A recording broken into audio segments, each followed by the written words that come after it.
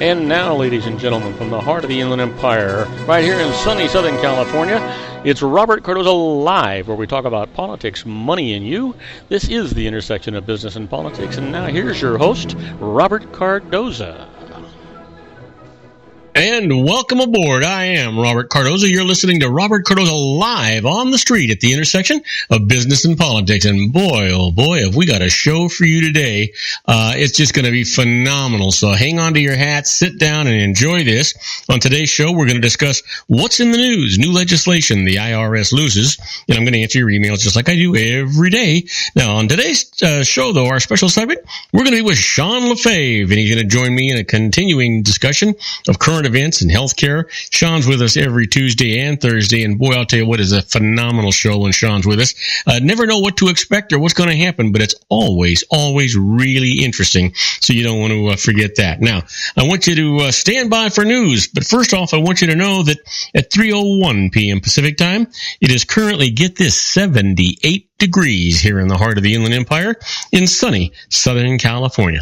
I mean, beautiful. That's the only thing we can say about it. It is beautiful. Well, I want to give you the news. I'm going to encapsulate it, give you the 10 things that you need to know about for today and tomorrow, and then we'll get a little bit more in depth. Here are the 10 things that you need to know for Thursday, your daily look at late breaking news, upcoming events, and the stories that are going to be talked about today and tomorrow, Friday. And first up, why Clinton's confident despite surprising loss in Michigan. Her campaign believes her delegate lead will continue to grow and soon close off any path to victory for Sanders. And the United States captures an Islamic State group's chemical arms engineer. It's the first known major success of the Obama administration's strategy of deploying commandos in Iraq dedicated to bringing IS leaders to clandestine operations. And first uterus transplant in the United States. You heard Sean and I talking about this last Tuesday. Well, it fails. The 26-year-old woman who underwent the procedure last month suffered a complication that required surgical removal of the transplanted uterus, the Cleveland Clinic says. And North Korea fires 2 short-range missiles into the sea, Seoul says. It's a likely show of anger by Pyongyang at the ongoing springtime war games by rivals America and South Korea. Boy, you know what? Kim Jong-un had better be careful because he's playing with fire here. Well, there's a knife found at O.J. Simpson's former estate, likely unconnected to the killings.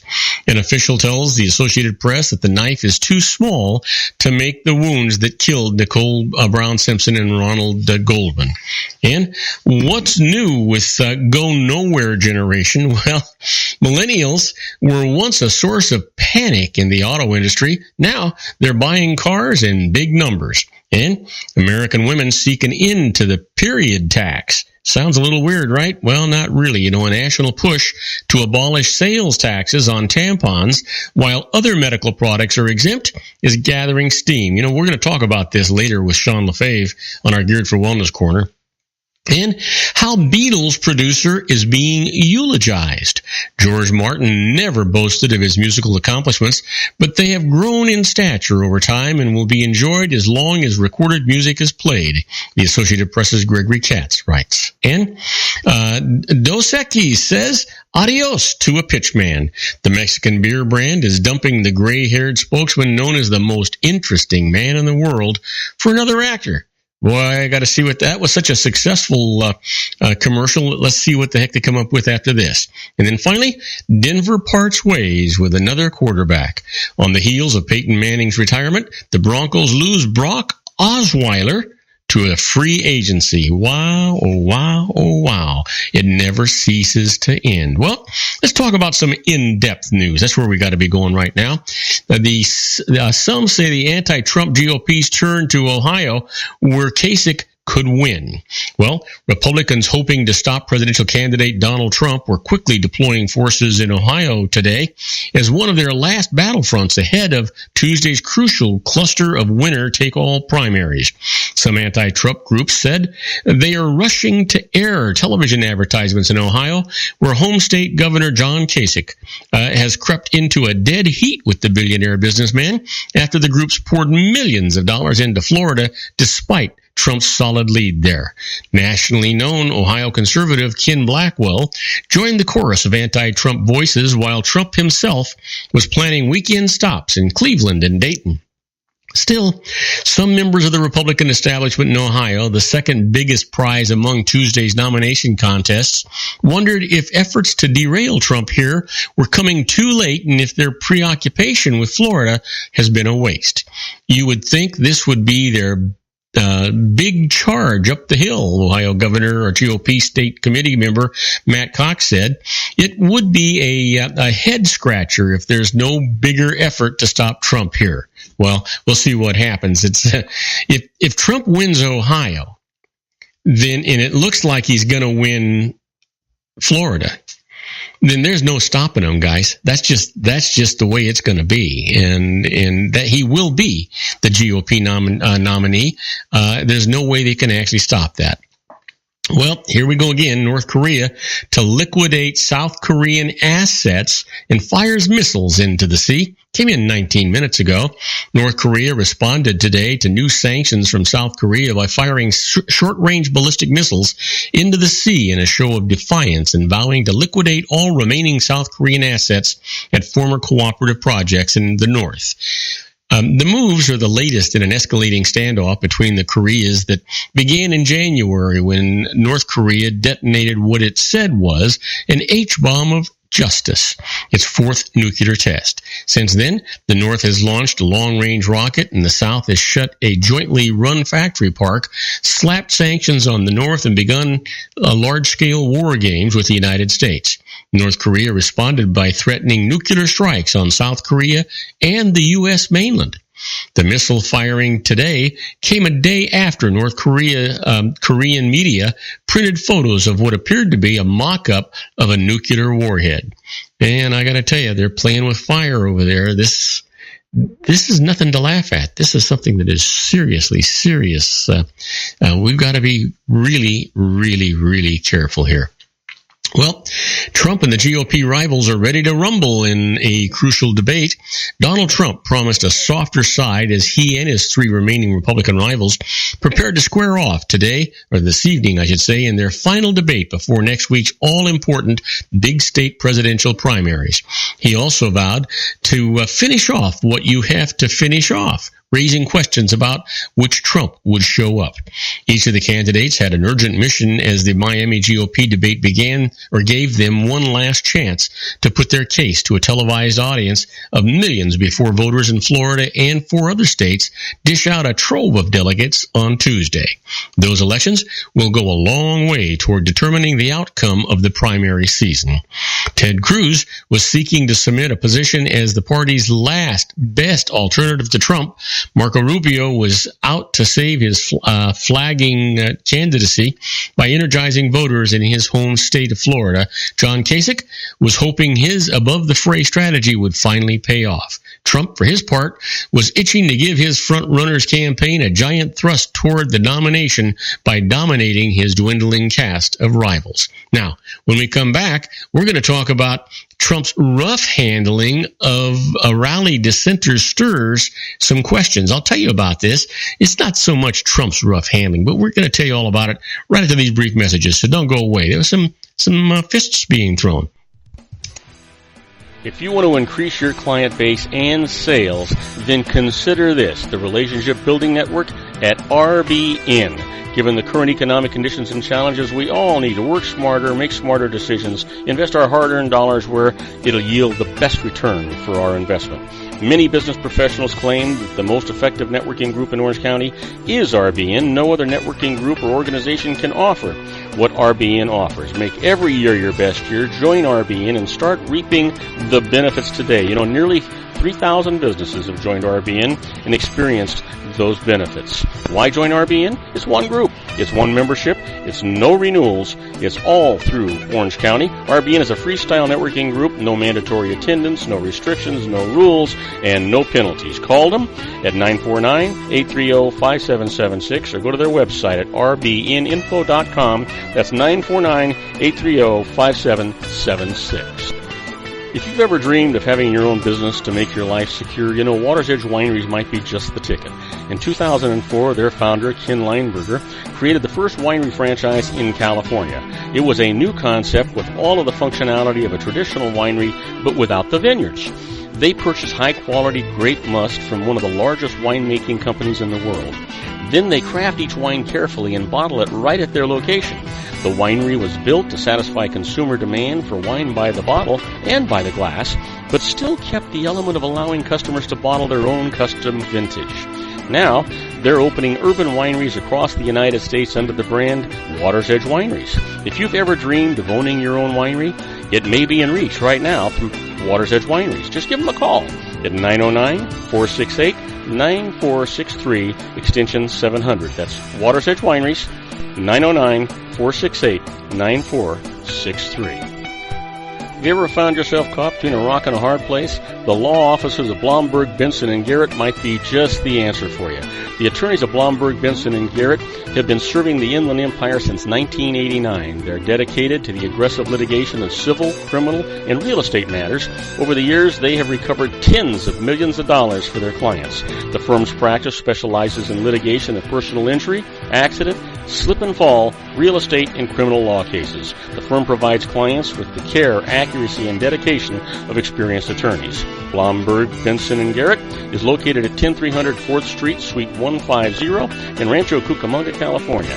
They've been providing the Inland Empire residents with outstanding legal services for over 25 years. They look forward to providing you with aggressive legal representation. Call them at 909-945-5000, where you can talk to a person, not a machine. That's 909-945-5000, the law offices of Blomberg, Benson, and Garrett. And now let's get back to our show where we talk about politics, money, and you. And I am Robert Cardoza. You're listening to Robert Cardoza live on the street at the intersection of business and politics. And we're talking news. Well, Trump's rough handling of rally dissenters stirs some questions. To Rakeem Jones, flanked on all sides by uniformed sheriff's deputies, it was more than just the shock of being ejected from a political rally for Donald Trump. The black man felt as if he was being transported back in time. It's not the America they portray on TV, the 26-year-old said. The day after he was wrestled to the ground by officers and punched in the face during a campaign event in Fayetteville, North Carolina. But to friend Ronnie Rouse, who caught the incident on video, it was totally American. This is the America everybody wants to ignore, the music producer told the Associated Press just today. This is the America when people tell you, oh, racism doesn't exist. It's here. What should we make of the scenes like this? Well, Wednesday evening at Crown Coliseum, they have become a regular thing at Trump rallies, and while security experts say Trump has every right to quash dissent at events that he's paying for, they say the Republican frontrunner is playing with fire by not tamping down uncivil behavior and assault. I would go so far as to say that I find that that abhorrent security consultant Stan Kephart, a former police chief in Arizona and California, says of Trump's failure to call out his pugnacious followers. To me, he's pressing the line. He's doing the things that you would see a showman do. What's Trump's attitude about all this? Well, he once said he'd like to personally punch a protester in the face and has pledged to pay his supporters legal bills if they get in trouble. Well, we'll see what happens. The truth is, those dissenters don't really have a right to stop something that someone else is paying for. That's an event for supporters, not dissenters, and they don't have a right to do that. If they want to do it, they should do it outside, I think, not inside. But you certainly don't want people to be hurt, and that's the case. But you know what? It wasn't a police officer that hit this guy in the face. It was a supporter. It wasn't Trump. It was a supporter. Matter of fact, it was a septuagenarian. The guy was in his middle 70s that hit this young black man. And so, and I don't know if he was black or not, but that's kind of what's going on here. You know what? But of course, the blame is going to be Trump's. Who else's? On the other hand, like everything else, I have a feeling that Trump will come out smelling like a rose. Well, let's talk about Germany. Files listing Islamic State fighters are authentic. Thousands of files have surfaced with personal data on members of the Islamic State group, documents that might help authorities track down and prosecute foreign fighters who returned home after joining the extremists or identify those who recruited them in the first place. Germany's Federal Criminal Police said that today they are in possession of the files and believe that they are authentic. The announcement came after Britain's Sky News reported it had obtained 22,000 Islamic State files that detail the real names of fighters for the group, where they were from, their telephone numbers, and even names of those who sponsored and recruited them. In a joint report, Germany's I can't even pronounce this, Süddeutsche Zeitung newspaper in Munich and broadcasters WDR and NDR reported independently on Monday that they had obtained many dozens of pages of such documents itself. This is a huge database. There are more than something like 22,000 names. So this is very, very important, said Dalia Hanem Yazbek, a researcher analyst at the Carnegie Middle East Center. Well, we'll see. That's a lot of information to have, and boy, God only knows what it's going to provide for us, and that's for sure.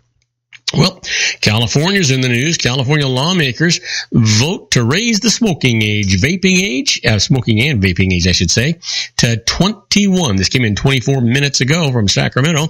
California lawmakers voted today to raise the legal age for purchasing and using tobacco and e-cigarettes from 18 to 21, putting the nation's most populous state on the brink of becoming only the second after Hawaii to bar teenagers from lighting up, dipping or vaping. Before it can become law, Democratic Governor Jerry Brown must sign the legislation, which has already passed the state assembly. His spokesman said the governor generally does not comment on pending legislation.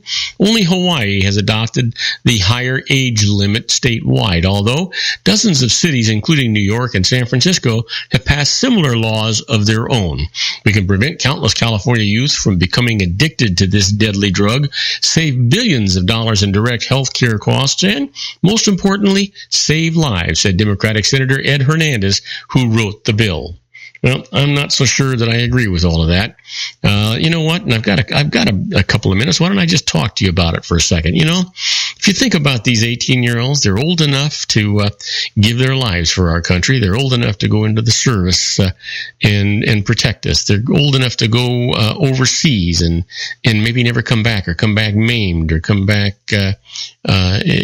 injured in many, many different ways, or come back in a box. But they're not old enough to make a decision to buy and smoke cigarettes.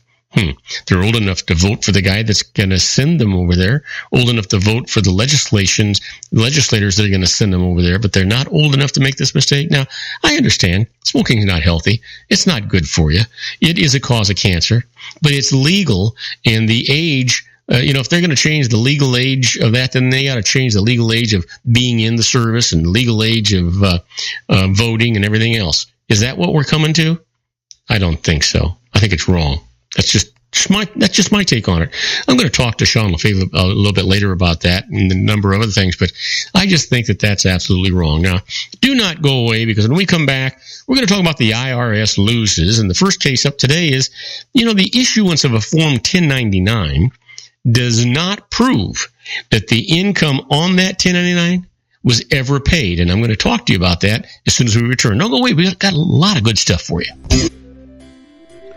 Isn't it time to shine the spotlight on your expertise? The Interview, starring you. Here's your chance to capture 5 minutes of fame with The Interview. This isn't just any interview. This is your opportunity to showcase your expertise and position yourself as a trusted expert in a one-on-one video interview hosted by Robert Cardoza, host of the nationally syndicated show Robert Cardoza Live, and powered by AHA Studios. What is it? A professionally recorded video for your use. Robert Cardoza interviews you on the set where he records his show. Professional interview showcases your expertise and value, shot in a state-of-the-art studio. And what's in it for you? Gain credibility as an expert, earn the trust of your target market, educate in a way that intrigues your audience, gain a powerful marketing tool that offers dozens of uses, website, video sharing sites, social media, email, DVDs, direct mail, lobby video, resumes, profile building, all that kind of stuff. Association with the nationally syndicated Celebrity. That's right. And let's talk about AHA Studios. AHA is a strategic marketing firm that leverages the powerful and visual persuasion to help your business create powerful messages that connect with your target market. AHA ventures way beyond strategy, delivering the marketing collateral you need to start driving a new business through your doors. AHA has a full-service, in-house, state-of-the-art production studio to bring your messages to life using video. Discover how to make the interview work for you. Call 949-831-2222. That's 949-831-2222. AHA Image Studios, Incorporated. Dr. Stephen Tidwell, Gentle Family Dentistry in a caring, personalized environment. Here at Dr. Tidwell's office, we are dedicated to helping you keep your teeth healthy. We are a state-of-the-art dental practice that still believes in traditional values, such as excellent customer service and individual attention. We have a special welcoming offer for you for just $39, a complete exam, personal consultation, professional cleaning, and all necessary x-rays. That's a $266 value for $39. Dr. Tidwell has 2 convenient locations and experienced staff to provide you with professional care and personal attention that you deserve. Call today. Don't delay. A great smile another day. Call 909-944-7308. That's 909-944-7308 for Rancho Cucamonga or San Bernardino. Joel Saltzman is Dr. Wireless. He has turned his considerable expertise into consumer credit risk and wireless security into a highly specialized independent web-based consulting enterprise targeting consumer credit risk analysis and wireless transactional security and monitoring. He works as a wireless analyst, veteran independent agent, and consumer liaison for most wireless telecom carriers and equipment manufacturers. For more than 20 years, corporate and private clients and media audiences have counted on his unvarnished advice while weighing the technology, performance, and cost differences between Sprint, Nextel, AT&T, Verizon, and T-Mobile. Joel specializes in setting up mobile wireless hotspots to be used for disaster preparedness, business continuity, and mobile wireless merchant processing solutions. Call Dr. Wireless at 310-400-4900 or go to his webpage at drwireless.com. Again, call 310-400-4900 or his webpage at drwireless.com. You'll be glad you did. And now, back to our show.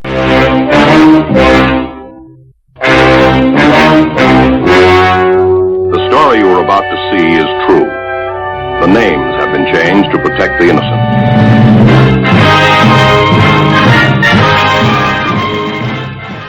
Oh yeah, here we are, my favorite part of the show. But before we get there, I want you to know that at 3:23 p.m. Pacific time, it is currently 77 degrees, down from 79 degrees here in the heart of the Inland Empire, on the way to 53 degrees. And if you're listening to us on our global syndicated network and you're in New York City, well, it's 76 degrees and partly cloudy. And in Chicago, Illinois, 46 degrees and overcast. But right now, we're going to talk to you about the IRS loses. We've got some great cases for you. The first one up is, the issuance of a Form 1099 does not prove that the income on it was actually paid. Now, a 1099 is something that contractors send you when you're not an employee, saying how much money they've actually paid you. In this case, Eric Allman worked on a construction job for Albert McMickle at $12.50 an hour from mid-November until early January. Now, McMickle then filed a 1099 saying that he had paid $3,497 to Allman. When the IRS tried to collect tax on that amount, Allman protested that he had been paid no more than $1,800. The dispute went to tax court, and this is the decision. A 1099 does not by itself prove payment of the income. Now here, Allman credibly testified that he had worked 35 hours a week and took time off for Thanksgiving and Christmas, leading to that $1,800 number. The IRS produced no evidence supporting the larger number, so Allman's lower number is accepted and should be. Shame on the IRS. They know the rules. They write the rules, for gosh sakes. Well, here's a case the IRS conceded, and you've heard me say it many times. The IRS only concedes when they're pretty doggone sure they can't prevail in court. Here's this case. Amounts paid into an IRA are restorative, not excess contributions. This is kind of an important thing. A woman's IRA was depleted when her investment advisor made improper investments for it and made personal use of her IRA funds.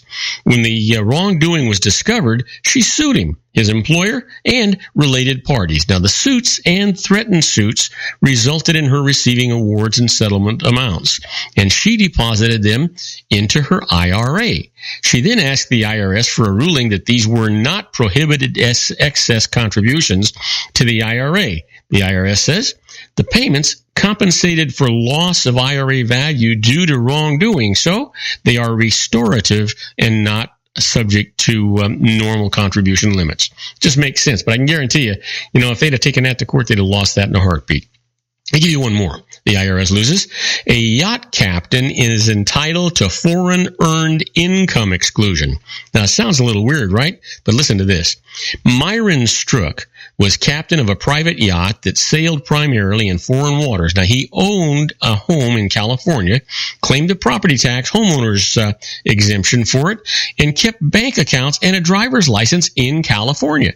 When Strook claimed the foreign earned income exclusion for his salary, the IRS said that he had no tax home abroad, so he wasn't qualified for it. He went to court. This is what the judge said. Strook lived on the yacht and rented out the California home, so he did not have a home in the United States. The yacht's log showed that he was in foreign waters for 330 days during the year, so he meets the tax code's requirement and receives the exclusion. It just makes sense. You know what? I got to tell you, the IRS knew that. They knew it all the time, that all they want to do is they want to fight you. Now, let's talk about being inside the IRS, being a fly on the wall. And we're going to talk about it. This is, when you talk about these things, it's a little bit like the Twilight Zone.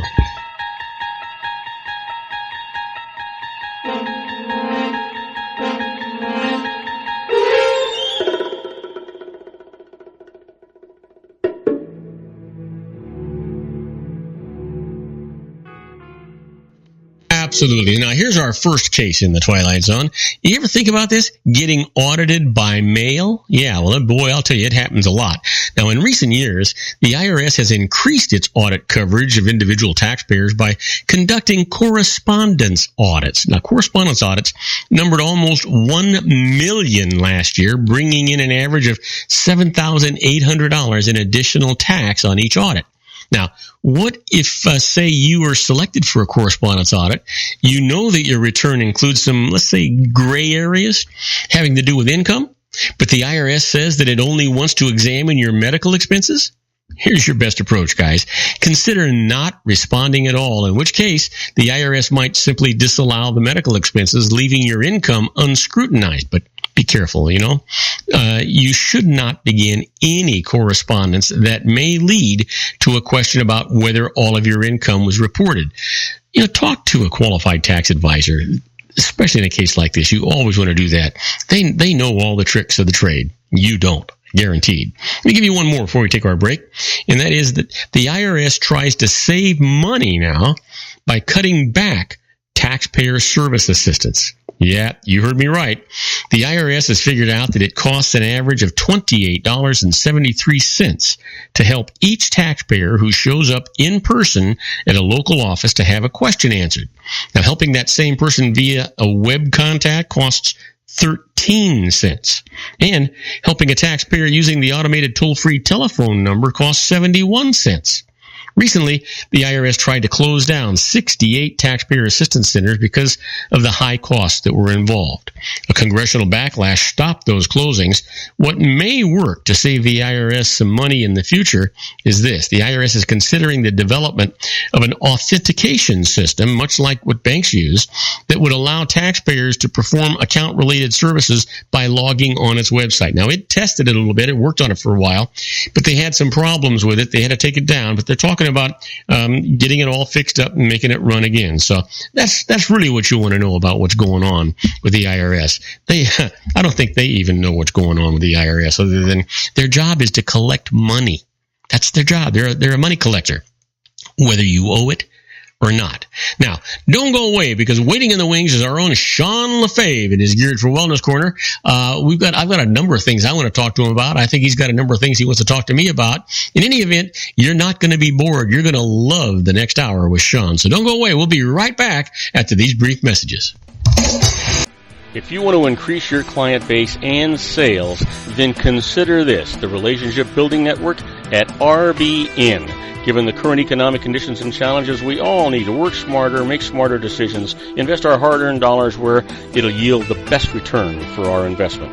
Many business professionals claim that the most effective networking group in Orange County is RBN. No other networking group or organization can offer what RBN offers. Make every year your best year. Join RBN and start reaping the benefits today. Nearly 3,000 businesses have joined RBN and experienced those benefits. Why join RBN? It's one group. It's one membership. It's no renewals. It's all through Orange County. RBN is a freestyle networking group. No mandatory attendance, no restrictions, no rules, and no penalties. Call them at 949-830-5776 or go to their website at rbninfo.com. That's 949-830-5776. If you've ever dreamed of having your own business to make your life secure, Water's Edge Wineries might be just the ticket. In 2004, their founder, Ken Lineberger, created the first winery franchise in California. It was a new concept with all of the functionality of a traditional winery, but without the vineyards. They purchase high-quality grape must from one of the largest winemaking companies in the world. Then they craft each wine carefully and bottle it right at their location. The winery was built to satisfy consumer demand for wine by the bottle and by the glass, but still kept the element of allowing customers to bottle their own custom vintage. Now, they're opening urban wineries across the United States under the brand Water's Edge Wineries. If you've ever dreamed of owning your own winery, it may be in reach right now through Water's Edge Wineries. Just give them a call at 909-468-9463, extension 700. That's Water's Edge Wineries, 909-468-9463. Have you ever found yourself caught between a rock and a hard place? The law offices of Blomberg, Benson, and Garrett might be just the answer for you. The attorneys of Blomberg, Benson, and Garrett have been serving the Inland Empire since 1989. They're dedicated to the aggressive litigation of civil, criminal, and real estate matters. Over the years, they have recovered tens of millions of dollars for their clients. The firm's practice specializes in litigation of personal injury, accident, slip and fall, real estate, and criminal law cases. The firm provides clients with the care, accuracy, and dedication of experienced attorneys. Blomberg, Benson, and Garrett is located at 10300 4th Street, Suite 150 in Rancho Cucamonga, California. They've been providing the Inland Empire residents with outstanding legal services for over 25 years.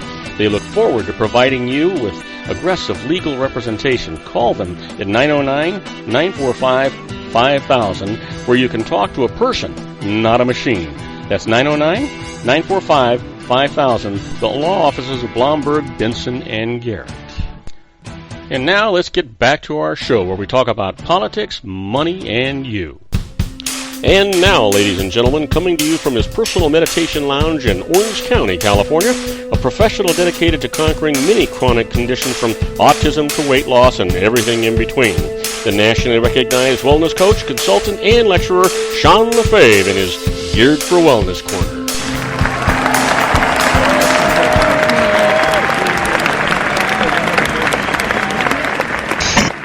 Okay, now before we get to Sean, I want you to know that at 3:33 p.m. Pacific Time, currently 77 degrees here in the heart of the Inland Empire in sunny Southern California. Well, that's down from 79 degrees on its way to 53. And if you're listening to us on our syndicated global network and you're in Paris, France, well, it's 45 degrees and it's clear. And if you're in Lisbon, Portugal, it's 50 degrees and clear. But right now, I'll tell you a guy who's got a clear head and a smart mind. It's our own Sean Lefebvre. Hey, Sean, how you doing? Good, sir. How are you doing, Robert? I'm fantastic. I'm just one day away from Friday, which is one day away from Saturday, which is the day I'm going to get to spend with my grandson, Joey. Awesome. Well, hey, that's nothing better than that. I was This was probably about 3 or 4 years ago when my son Victor was probably like 16 years old or something like that. So it had to be 4 years ago, I guess. And I was because on Tuesday he was 20, so yeah. So I'm pretty good with that higher math.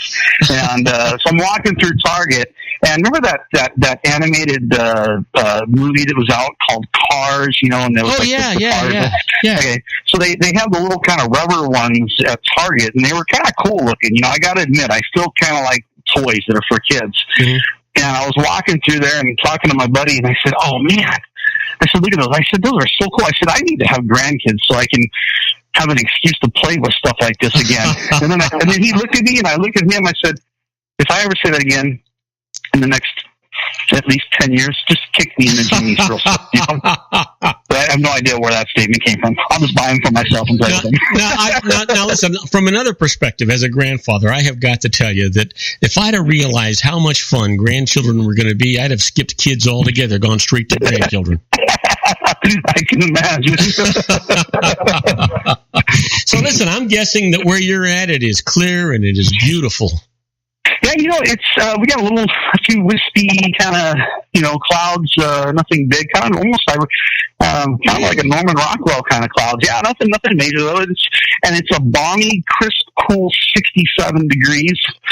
So hey, wait a minute, that's perfect weather. What the heck are you talking about? Yeah, I know. Yeah, no, it's beautiful out. It's nice. It's real nice. I mean, I'm looking at the weather for where our listeners are all over the world, and you've got the best one yet. Yeah, it pretty much doesn't get much better than this. I can tell you, I just happened to, when I was looking at the weather, I happened to see Beaver Creek, Ohio, which is over where my mom lives. It's in the 40s, and it's in the 40s, and it's raining. So, kind of. Wow. So listen, it's for her right now, but I'm enjoying what I got. Is your mom going to go out and vote on Tuesday?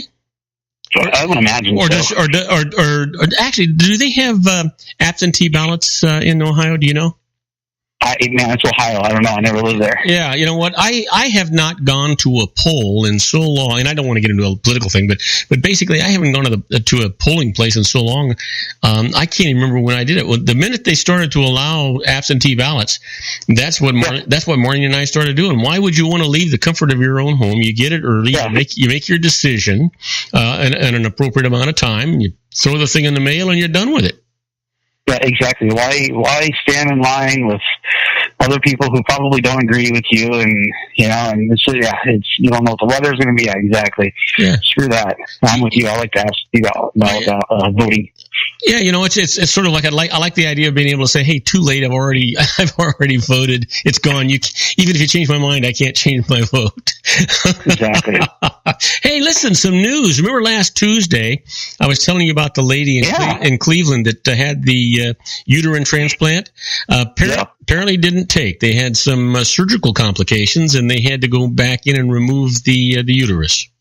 Yeah, I saw that. That's unfortunate, but it was the first one, and I don't know that I haven't looked at the history, but I wonder if the first heart transplant did it take, or kidney or whatever. Well, it wasn't. So the good thing is they did it, and so they probably learned a lot from it, and it's something that in the future we're going to continue to do. Then awesome. Yeah, apparently it was not a rejection. It was for the lack of a better term, a mechanical complication in the way that they did it. And I think you're absolutely right.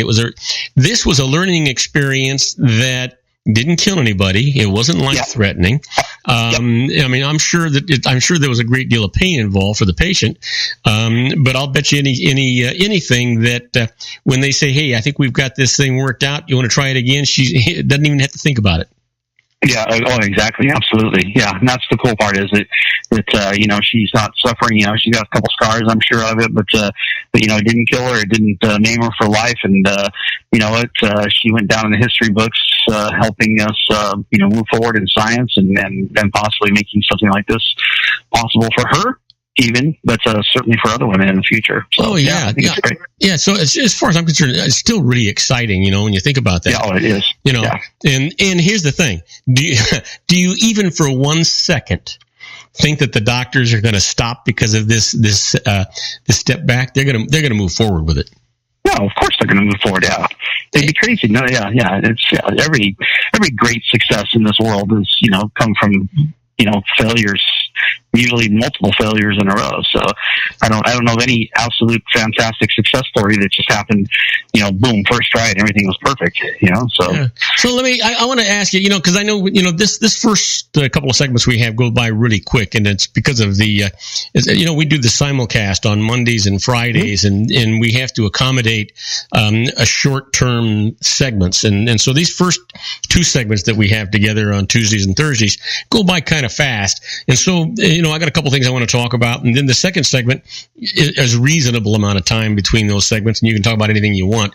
I was wondering if you had actually seen that that they finally passed the law that Californians can take life-ending drugs starting in June. Did you see that article? Yeah, 3 months away. Yeah, I did see that article, and it's kind of one of those things that I have mixed emotions. That's why I brought it up. I kind of wanted to know what my thoughts are on it. But I would be interested in because a lot of times what I do is I kind of start this thing off with how I think about it, and I think sometimes it's unfair to you that I do that. I'd rather hear what your thoughts are on it, and then I'm going to come up second this time. We got to just trade off back and forth on these things. Well, yeah, and so I definitely have some mixed thoughts on it. It's funny. I when I was in college, I took some philosophy classes, and it's one of the elective classes that I took extras of because I enjoyed it so much. I didn't get a philosophy major, but I enjoyed the philosophy classes, and I actually wrote a paper on this very thing. I got an A on it, by the way, and it was all about the social benefits of medical or assisted suicide. Oh, really? How long ago did you address this? That was in the early 90s, so it would have been 92, maybe something like that. Wow. So we're talking 20 plus years ago. So has your mind changed at all since you wrote the paper? Before we find out what you wrote on the paper, has your mind changed from what your position was then to what it is now? Thinking of it from a logical, strictly logic point of view, but I haven't really changed much, and I think that's where the conflict I have, is obviously, I'm 20 some odd years older now, and so I've seen a little bit more of the world, and I understand, the pain and suffering of those who lose someone, But and I also see the pain and suffering of those who want to end their lives, and so there's the conflict. But the paper, actually, I was very I was very pro assisted suicide. I think that maybe this was even when Kevorkian may have even been in the news. I don't remember when he got big in the news. But my stance then was, this is. When you look at a person who is terminally ill, a lot of times that financial burden is placed either on the taxpayers or it's placed on the family of that person. And really for those reasons, this person is going through physical pain and suffering, and they have zero quality of life left. Why make everybody involved endure that? The financial, the emotional, the physical pain. Why not just end it now? And that was my stance on my paper that I wrote. And I still support that, but there's also the side of me that says, if it was, my son, would I support it? I don't think I could. I think that selfishly, I would want to hold on to him as long as possible. But what if you saw him suffering just miserably, and that there, and multiple doctors have said that he's terminal and he's suffering, and the end result is going to be his death. The difference is can he die in comfort and dignity, or does he have to suffer these horrible deaths that go on? What if that were the case? And that's kind of what this is about. And I would certainly, just even thinking about it, it's heart-wrenching to think, what if I was ever in that decision? I had to. I think about these people who it happens, somebody gets in a car accident. Well, just a thought, Sean, and I'm sorry if I interrupted you, but in that scenario that you gave, your son Victor's 20 years old. He's an adult, a legal adult. This isn't a decision that you would be making. This is a decision that he would be making based on input from two doctors, and what he's enduring. It's not a decision for you to get to make. Right, and it would be his decision. And yeah, you're right. Would I support him in that? That's where the difficulty comes in. I would have to, and I, it would be tough, but I would be understanding. And I think that big picture, I really support this. Mm-hmm. I've got, matter of fact, I don't know, this wouldn't have been her decision. It would have been a family decision. Okay, I want you to stop with that. You've got a story to tell us right after this commercial message. We're going to be right back with Sean Lefebvre in his Geared for Wellness Corner. Don't go away, folks. This is going to be good stuff today.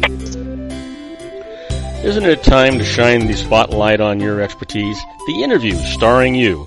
Here's your chance to capture 5 minutes of fame with The Interview.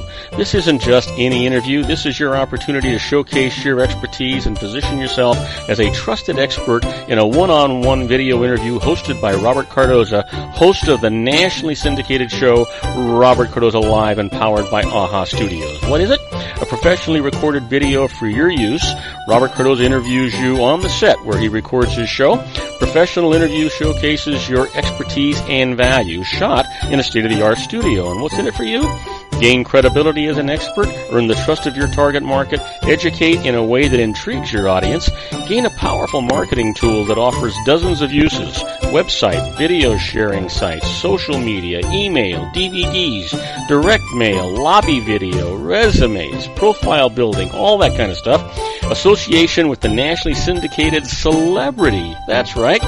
And let's talk about AHA Studios. AHA is a strategic marketing firm that leverages the powerful and visual persuasion to help your business create powerful messages that connect with your target market. AHA ventures way beyond strategy, delivering the marketing collateral you need to start driving a new business through your doors. AHA has a full-service, in-house, state-of-the-art production studio to bring your messages to life using video. Discover how to make The Interview work for you. Call 949-831-2222. That's 949-831-2222. AHA Image Studios Incorporated. Dr. Stephen Tidwell, Gentle Family Dentistry in a caring, personalized environment. Here at Dr. Tidwell's office, we are dedicated to helping you keep your teeth healthy. We are a state-of-the-art dental practice that still believes in traditional values, such as excellent customer service and individual attention. We have a special welcoming offer for you for just $39, a complete exam, personal consultation, professional cleaning, and all necessary x-rays. That's a $266 value for $39. Dr. Tidwell has 2 convenient locations and experienced staff to provide you with professional care and personal attention that you deserve. Call today. Don't delay. A great smile another day. Call 909-944-7308. That's 909-944-7308 for Rancho Cucamonga or San Bernardino. Joel Saltzman is Dr. Wireless. He has turned his considerable expertise into consumer credit risk and wireless security into a highly specialized independent web-based consulting enterprise targeting consumer credit risk analysis and wireless transactional security and monitoring. He works as a wireless analyst, veteran independent agent, and consumer liaison for most wireless telecom carriers and equipment manufacturers. For more than 20 years, corporate and private clients and media audiences have counted on his unvarnished advice while weighing the technology, performance, and cost differences between Sprint, Nextel, AT&T, Verizon, and T-Mobile. Joel specializes in setting up mobile wireless hotspots to be used for disaster preparedness, business continuity, and mobile wireless merchant processing solutions. Call Dr. Wireless at 310-400-4900 or go to his webpage at drwireless.com. Again, call 310-400-4900 or his webpage at drwireless.com. You'll be glad you did. And now, back to our show. And I am Robert Cardoza. You're listening to Robert Cardoza Live on the street at the intersection of business and politics. We're at 3:49 p.m. Pacific time. It's Dow finally going down to 73 degrees in the heart of the Inland Empire in sunny Southern California. Well, we're talking to our own Sean Lefebvre. And Sean, you had a story you wanted to tell about a lady friend. I think it was a lady friend. I'm sorry, I forget what the relationship was, but you had a story you wanted to tell about a lady that kind of fits in with what we were talking about with assisted suicide. Yep. it's actually this wouldn't be an assisted suicide, but it kind of drives the point home. And it's actually my aunt. It's my mom's sister, and she was involved in a car accident. This was 30 something years ago, and she was very young. She is newly married. She was just a young, beautiful woman, and she got in a car accident. They don't know exactly what happened. She had choked on a piece of gum. They don't know if that happened before the accident caused the accident, or if the accident caused her to choke on this piece of gum, but it blocked her airway. She lost blood flow and oxygen to the brain, and was severely brain damaged, was in a coma for quite some time.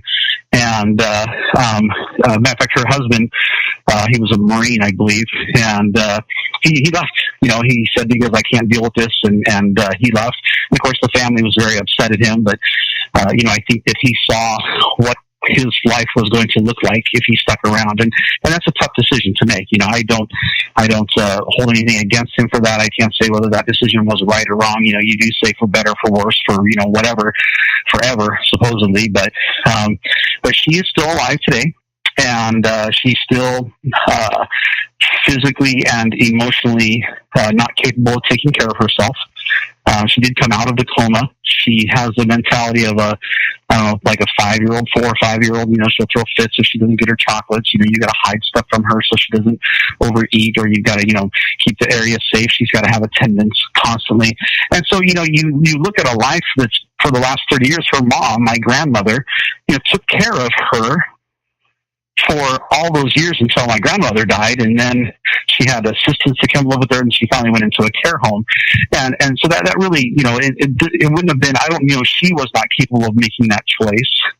But really, this is something that I can talk about personally, because I've watched it unfold over the last 3 decades, is the strain that has created on a family. Sure. It was immense. It was immense. And whether, nobody wants to say, it'd be better to let my daughter or my sister die. But there's also that point that you go, how much sacrifice does the rest of the family need to make? And I think that's really, and whether it's for 30 years or it's for 3 years or 3 months, where do you draw the line? And so for assisted suicide, you would have to take that into account. But I mean, this is really far removed from what this law is really meant to do. In this particular case of your aunt, while it is horrific what took place, and it's sad what the family has to go through, her life is not in danger as a result of it, other than her abusing herself or doing something like that. And if it is that difficult for the family, the toughest decision is perhaps they need to make her a ward of the state because they can't handle this. But I don't think assisted suicide in this case is warranted. But no, in this case, it's not. That's certainly not.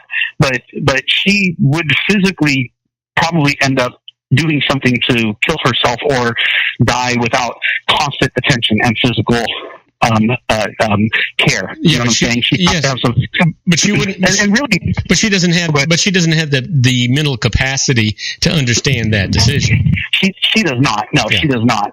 And I'm just using that. I know that it's kind of different from the situation that we're talking about, where someone who has the mental capacity, they got cancer, they got leukemia, whatever the case might be, they're going to die.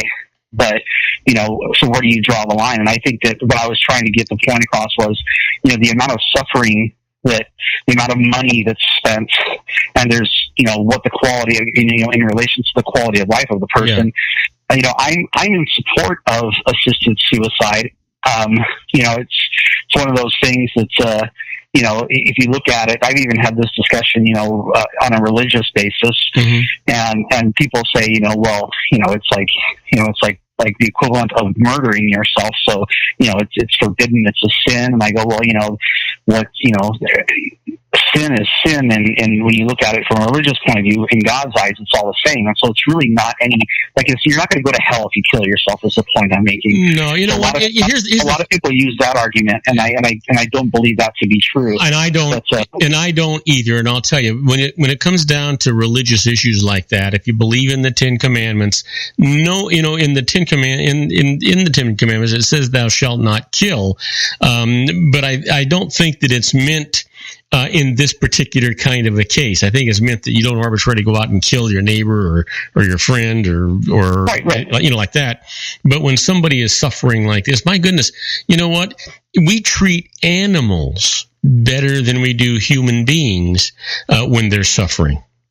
Yeah, and I think the reason why a law like this has such a hard time getting a foothold in most places is because a dog, we don't look at a dog as having a soul that goes to heaven or hell. We don't look at a dog as being a spiritual being, a child of God and those kind of things. And I think that really this stems from people's religious beliefs. If you could take religion and spirituality out of the picture, I think that assisted suicide would have become the norm, thousands of years ago. Yeah. I really think that's what's holding us back. So when you look at it from a logical point of view, it makes a lot of sense. Logically, why would you perpetuate a life that is going to be a burden, that's going to financially cost, that's going to just be pain and suffering? I don't want to, I've always said that. If I ever get to the point where, it's pain and suffering for me, and that's all I have to look forward to. I've never said I want to kill myself, but I've always said, I hope that a truck hits me and takes me out, so I don't have to do it. I'm pretty much a do-it-yourself guy until it comes to that. Yeah, but going down that line of thought, Sean, because here's the thing. You don't do it because you're despondent because you're having a bad day. You don't do it because life is difficult. You do it because you're in horrible pain, and the prognosis is you're going to die, and the pain is going to get worse, and there's no cure for what's going on. You do it because there's no hope left. There's no hope left. The reality is there is zero hope left. Yeah. And that's the problem that I have with a lot of the religions today. And that is aren't they supposed to give hope, not take hope away? Aren't they supposed to support you, not make you suffer? There's a limit to this kind of stuff, and I'm not saying one religion over another. I just think that sometimes religious bodies take their own beliefs, their own writings, whether it's the Bible or whatever it might be. I think they take it way, way too far. There is some common sense that goes on here, and human suffering is a wrong thing unless you know that the suffering is a temporary thing that you have to endure to get better, and you will get better and you will survive. But in a case where there's no way you're going to survive, and the pain and the discomfort and the excruciating life is going to only be worse, I think that the individual should have the right to make the decision to say, I don't want to suffer like that. Yeah, and I agree. It's funny that we were talking about hope. I had a conversation with a woman. This was a while ago. It was probably 2 or 3 years ago. Good. I want you to tell me about that conversation right after these brief. Yeah, we are. But then we've got 18 minutes before the next one. So hang in there and tell this story when we come back. We'll be right back with Sean LaFave in the Geared for Wellness Corner. If you want to increase your client base and sales, then consider this, the Relationship Building Network at RBN. Given the current economic conditions and challenges, we all need to work smarter, make smarter decisions, invest our hard-earned dollars where it'll yield the best return for our investment. Many business professionals claim that the most effective networking group in Orange County is RBN. No other networking group or organization can offer what RBN offers. Make every year your best year. Join RBN and start reaping the benefits today. Nearly 3,000 businesses have joined RBN and experienced those benefits. Why join RBN? It's one group. It's one membership. It's no renewals. It's all through Orange County. RBN is a freestyle networking group. No mandatory attendance, no restrictions, no rules, and no penalties. Call them at 949-830-5776 or go to their website at rbninfo.com. That's 949-830-5776. If you've ever dreamed of having your own business to make your life secure, Water's Edge Wineries might be just the ticket. In 2004, their founder, Ken Lineberger, created the first winery franchise in California. It was a new concept with all of the functionality of a traditional winery, but without the vineyards. They purchased high-quality grape must from one of the largest winemaking companies in the world. Then they craft each wine carefully and bottle it right at their location. The winery was built to satisfy consumer demand for wine by the bottle and by the glass, but still kept the element of allowing customers to bottle their own custom vintage. Now, they're opening urban wineries across the United States under the brand Water's Edge Wineries. If you've ever dreamed of owning your own winery, it may be in reach right now through Water's Edge Wineries. Just give them a call at 909-468-9463, extension 700. That's Water's Edge Wineries, 909-468-9463. Have you ever found yourself caught between a rock and a hard place? The law offices of Blomberg, Benson, and Garrett might be just the answer for you. The attorneys of Blomberg, Benson, and Garrett have been serving the Inland Empire since 1989. They're dedicated to the aggressive litigation of civil, criminal, and real estate matters. Over the years, they have recovered tens of millions of dollars for their clients. The firm's practice specializes in litigation of personal injury, accident, slip and fall, real estate, and criminal law cases. The firm provides clients with the care, accuracy, and dedication of experienced attorneys. Blomberg, Benson, and Garrett is located at 10300 4th Street, Suite 150 in Rancho Cucamonga, California. They've been providing the Inland Empire residents with outstanding legal services for over 25 years. They look forward to providing you with aggressive legal representation. Call them at 909-945-5000, where you can talk to a person, not a machine. That's 909-945-5000, the law offices of Blomberg, Benson, and Garrett. And now let's get back to our show where we talk about politics, money, and you.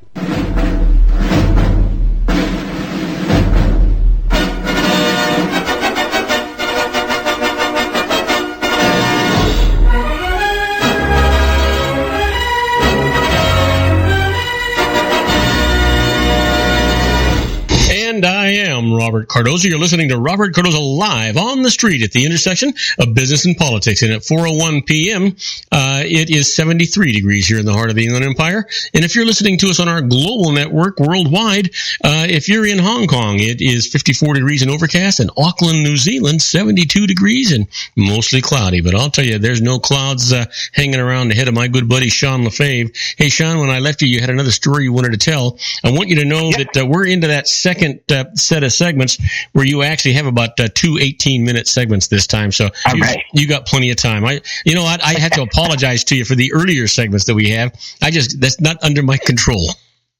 No, that's fine. We're good.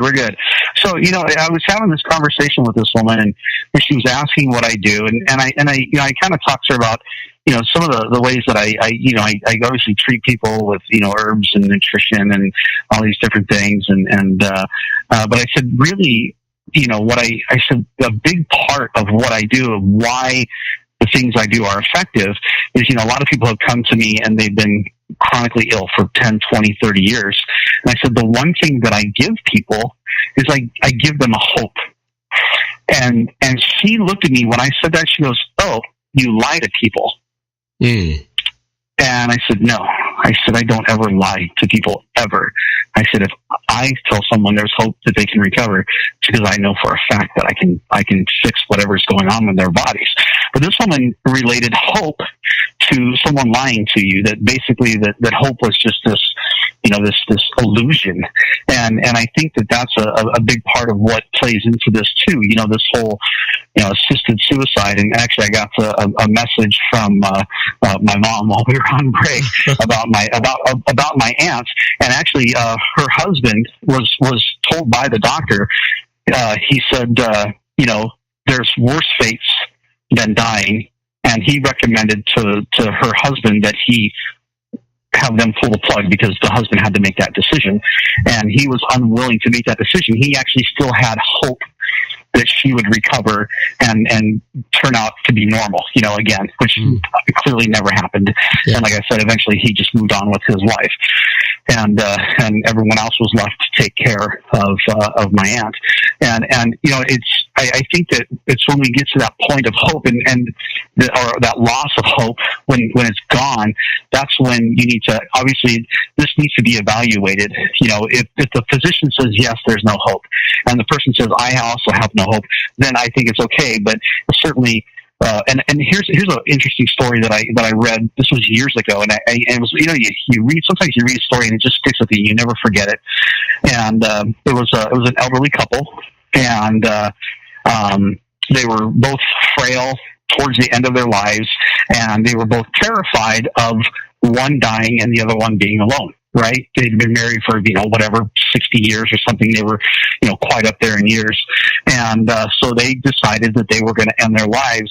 And so they had a gun, a pistol, and the husband, the plan was he was going to shoot his wife, and then he was going to shoot himself so that they could die together. And he shot his wife, killed her, but then he dropped the gun on accident. When he shot her, it went under like a table or like a dresser or something that was too heavy for him to move, and he just laid there and wept. And I think it's things like this that is an argument for assisted suicide. That this guy now is gonna, if he even, I don't even know he even didn't make it to trial, but he literally murdered his wife, and his intent was to take his own life. And it was just a heart-wrenching story to read it. I mean, like even talking about it, I read the story, I don't even know how long ago. Was it 15, 20 years ago? Were they ill? Was there death? Yeah, they were. Yeah, I think they were just the point. I don't think that they had it wasn't cancer. It was just, they were just to that point that they were so old that their bodies were, failing. They, like I said, he was so weak that he couldn't even retrieve a gun from underneath a dresser. You know what I'm saying? So they basically spent their life sitting at home doing nothing, and they realized, there's nothing left to live for except to stare at a TV screen or whatever. They just had no quality of life. They were that weak and decrepit, that their bodies were failing on them. And no one wanted to be. Take a breath, will you? You're going to pass out, for Pete's sake. And I'm guessing that neither one wanted to be left behind. And that's exactly what the goal was. They didn't want one to leave and the other one to be left behind even for a day.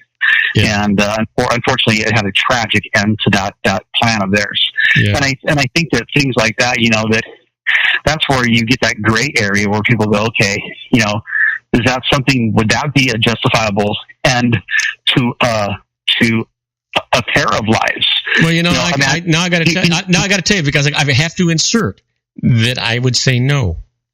I would say no. That's not the same thing as having some catastrophic illness that's going to take your life in a reasonable known amount of time, and that you're going to suffer excruciating pain during that process.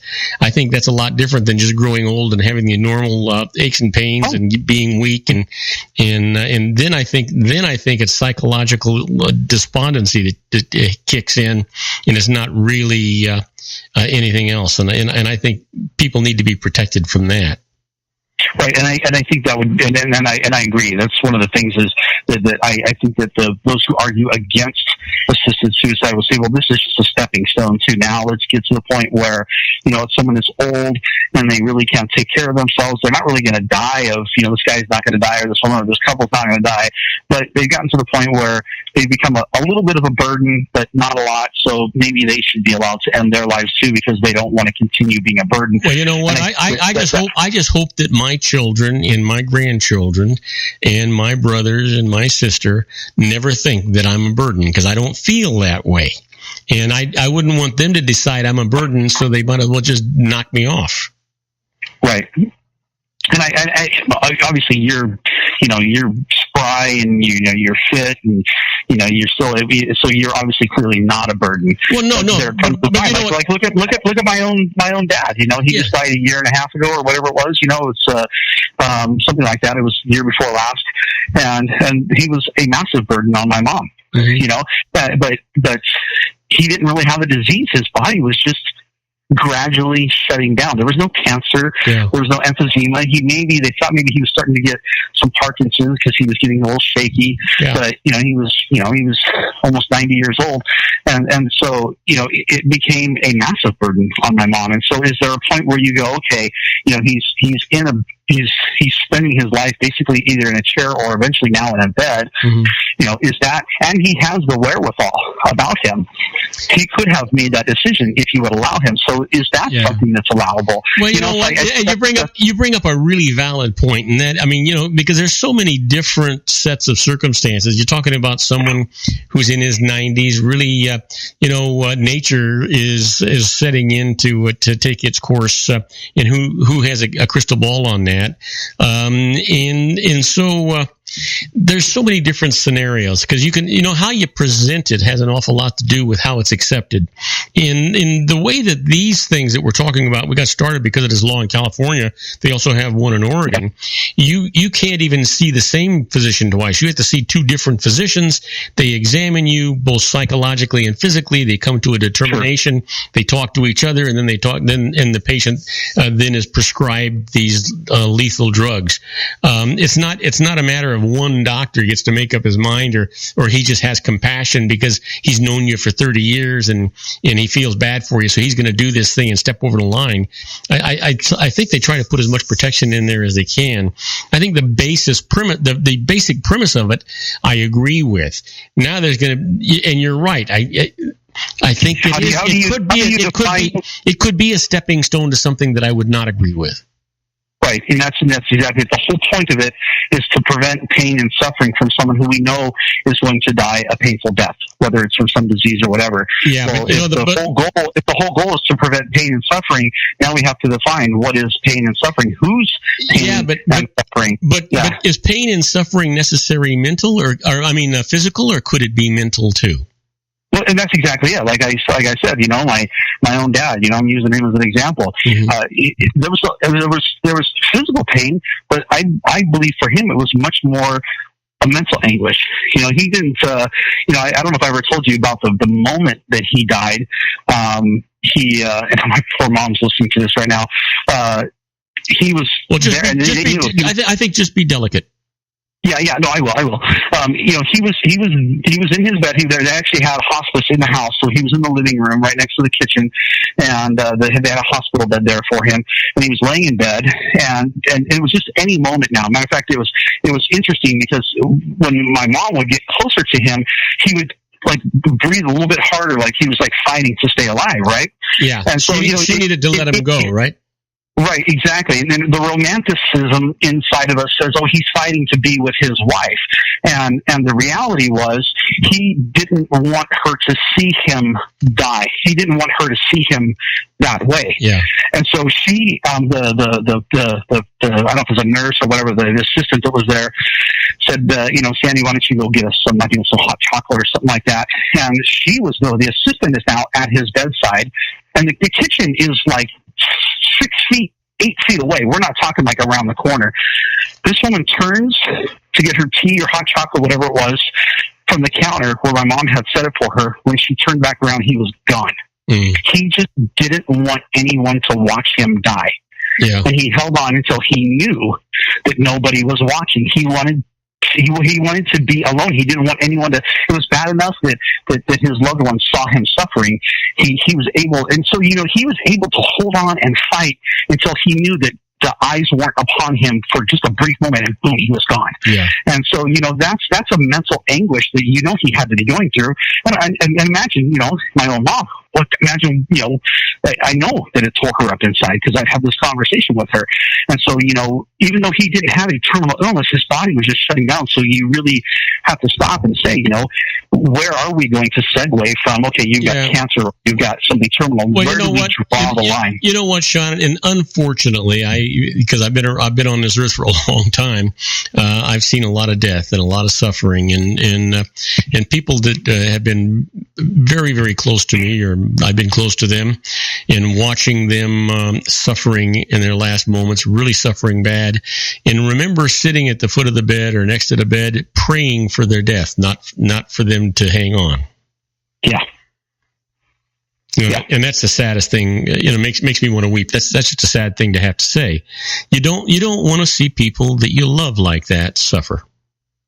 No, you don't. And so that's why the logician in me, the logical side of me, still agrees with that paper that I wrote over 20 years ago that in the bigger picture of the person and society, that this type of thing is a good thing. Yeah. It would be hard to let someone go who hasn't reached that point of terrible suffering, but is that it's kind of like that, like the the old analogy, is it better to slowly peel the Band-Aid off or just rip it all off at once? Yeah, very very seldom is death a pretty sight to see. There are times when people. I mean, I've got a grandfather that was a very religious man, and he died when he was 88, I think it was, and he was a very religious man, and he was sitting down in his leather chair praying his rosary, and he just fell asleep, and his body wore out, and he never woke back up again. Now, that's a beautiful way to go. Yeah, that's the way we all want to go, right? On the other hand, I don't think I'm going to be that lucky, and I've witnessed a lot of stuff. I've witnessed a lot of stuff, and most of it is not like that.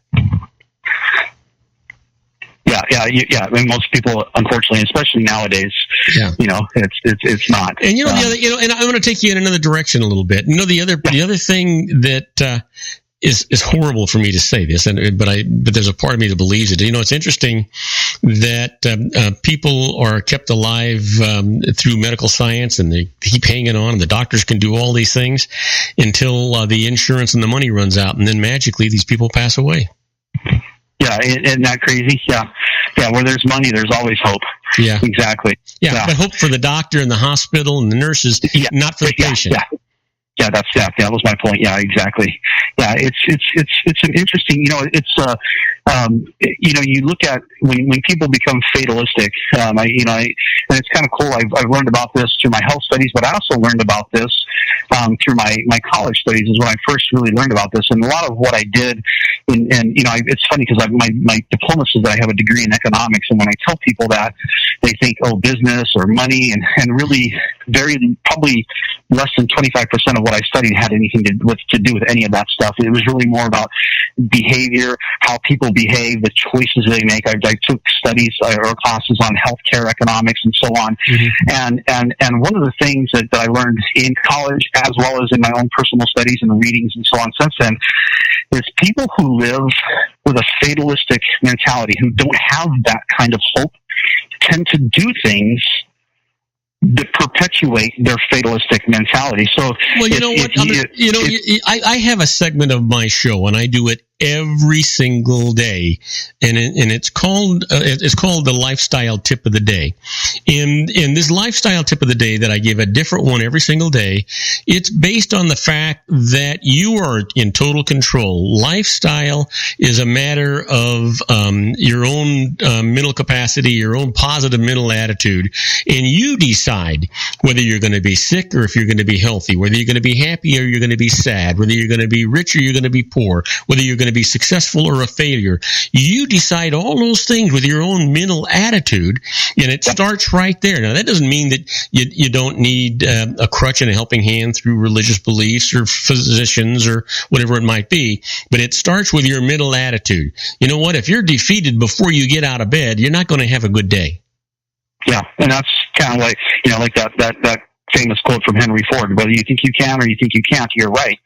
And that's exactly spot on. Is when people live with the mentality, the attitude that things are going to be better, I'm going to be healthy, I'm going to do this, those things tend to, and I don't want to use the new age term, manifest themselves, like that. But isn't that the miracle that medical science can't explain? Yeah. I mean, they've taken water and they put it in like a container, and on the container they write words, love or hate or joy or anger, and then they stick it in a freezer. And that's the only difference, was the word they wrote on the container, and the energy from that word changes the way the crystals form. Oh, you're kidding! You're kidding me. No, I'm telling you. All right, no. I want you to hold that thought, because believe it or not, 18 minutes have gone by, but I do want to hear that story. That's fascinating. So don't go away. We're talking to our own Sean LaFave. This has been quite a show, huh? Yes, it has. It's been interesting. Wow, yeah. So we'll be right back with Sean LaFave after these brief messages. Do not go away. We got lots more that'll excite you and make you think. We'll be right back. Isn't it time to shine the spotlight on your expertise? The Interview, starring you. Here's your chance to capture 5 minutes of fame with The Interview. This isn't just any interview. This is your opportunity to showcase your expertise and position yourself as a trusted expert in a one-on-one video interview hosted by Robert Cardoza, host of the nationally syndicated show Robert Cardoza Live and powered by AHA Studios. What is it? A professionally recorded video for your use. Robert Cardoza interviews you on the set where he records his show. Professional interview showcases your expertise and value, shot in a state-of-the-art studio. And what's in it for you? Gain credibility as an expert, earn the trust of your target market, educate in a way that intrigues your audience, gain a powerful marketing tool that offers dozens of uses, website, video sharing sites, social media, email, DVDs, direct mail, lobby video, resumes, profile building, all that kind of stuff. Association with the nationally syndicated celebrity. That's right. And let's talk about AHA Studios. AHA is a strategic marketing firm that leverages the powerful in visual persuasion to help your business create powerful messages that connect with your target market. AHA ventures way beyond strategy, delivering the marketing collateral you need to start driving a new business through your doors. AHA has a full-service, in-house, state-of-the-art production studio to bring your messages to life using video. Discover how to make The Interview work for you. Call 949-831-2222. That's 949-831-2222. AHA Image Studios, Incorporated. Dr. Stephen Tidwell, Gentle Family Dentistry in a caring, personalized environment. Here at Dr. Tidwell's office, we are dedicated to helping you keep your teeth healthy. We are a state-of-the-art dental practice that still believes in traditional values, such as excellent customer service and individual attention. We have a special welcoming offer for you for just $39, a complete exam, personal consultation, professional cleaning, and all necessary x-rays. That's a $266 value for $39. Dr. Tidwell has 2 convenient locations and experienced staff to provide you with professional care and personal attention that you deserve. Call today. Don't delay. A great smile another day. Call 909-944-7308. That's 909-944-7308 for Rancho Cucamonga or San Bernardino. Joel Saltzman is Dr. Wireless. He has turned his considerable expertise into consumer credit risk and wireless security into a highly specialized independent web-based consulting enterprise targeting consumer credit risk analysis and wireless transactional security and monitoring. He works as a wireless analyst, veteran independent agent, and consumer liaison for most wireless telecom carriers and equipment manufacturers. For more than 20 years, corporate and private clients and media audiences have counted on his unvarnished advice while weighing the technology, performance, and cost differences between Sprint, Nextel, AT&T, Verizon, and T-Mobile. Joel specializes in setting up mobile wireless hotspots to be used for disaster preparedness, business continuity, and mobile wireless merchant processing solutions. Call Dr. Wireless at 310-400-4900 or go to his webpage at drwireless.com. Again, call 310-400-4900 or his webpage at drwireless.com. You'll be glad you did. And now, back to our show. And I am Robert Cardoza. You're listening to Robert Cardoza Live on the street at the intersection of business and politics at 4:22 p.m. Pacific Time. Currently 75 degrees here in the heart of the Inland Empire in sunny Southern California. And if you're listening to us on our global syndicated network and you're in Sydney, Australia, it's 77 degrees and mostly cloudy. And if you're in Tokyo, Japan, well, 37 degrees with some light rain. But I'll tell you where it's not raining. It's not raining anywhere near my good buddy Sean LaFave. What an hour we have had so far, buddy. We have. And matter of fact, speaking of Japan, what I was just talking about with the ice crystals forming in different shapes depending on words, and actually they use pictures, they use music, they use all kinds of things. Mm-hmm. That was actually pioneered by a Dr. Emoto, who was from Japan. Well, but if you took 2 bags of water, you didn't print anything on them, and you put them in the freezer, would the ice crystals be different anyway? I don't know.